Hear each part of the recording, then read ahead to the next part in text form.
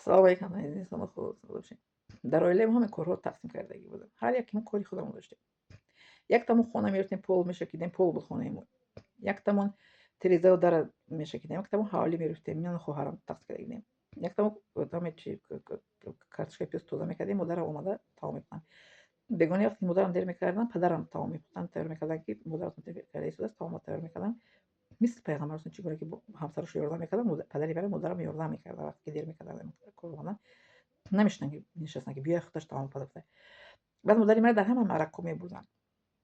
مادری من 10-15 هنر بود همه نون پخته میتونست همه نمودی آش سیاه بریده از مادرم ریختگیم همه کار کرده میتونستن خب مادری من در همه چی میگن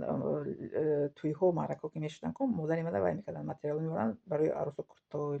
چی پوجاموشون پورا کرده میدونید دختر میدادن برای عروسی غرمی کوکل میکردن کوکلوش مادری من تیار کرده میداد یکی مادری من همه هنر دست میومد من هنری که من میخواستم یاد گرفتم یکی کوکل کنی دوزندگی اینا رو من ندیدم فقط لباسای دوزندگی زنانگی رو مادری گرفتم برای خودم خواستم یاد گرفتم دیگه با خیمونش من معقول نبود یاد نگرفتم میفهمید چی که معقول یاد گرفتم یکم من طرز منپذیر مادرم گرفتگیم همه طرز منپذیره همه طرز آش سیاه بریچ مادرم گرفتگیم مادرم با ما طعام‌های با مزه میکردن نشویسته همه طعام ملی میکردن قروتاق شکر فطیر مسکه گندم کوچه همه نمود این طعامایی که من نوبر کردم مثل شیر برنج تر حلوا چی میگن همه همین آش پلاب خام شوربو اوربیرونی بگندم اوربیرونی بگندم هم چیزی که مادری من میپختن کن برای ما من نگاه کرده از مادرم یاد گرفتگیم همه همین نمود طعام‌های ملی رو من از یاد گرفتم و پخته میتوانم بله و همه نمود نان‌هایی که تاجیکی هم از مادرم گرفتم و پخته میتوانم اما نسبت دوزندگی همه دوزندگی به ما معقول نبود چیزی که معقول بود به من یاد گرفتم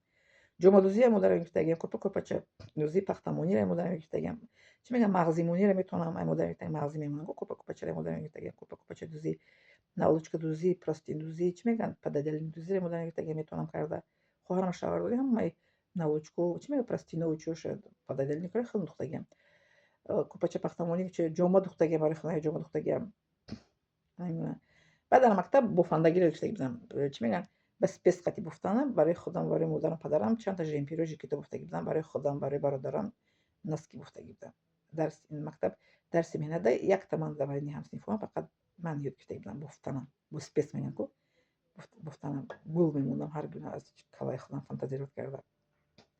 این میگم من انسان بله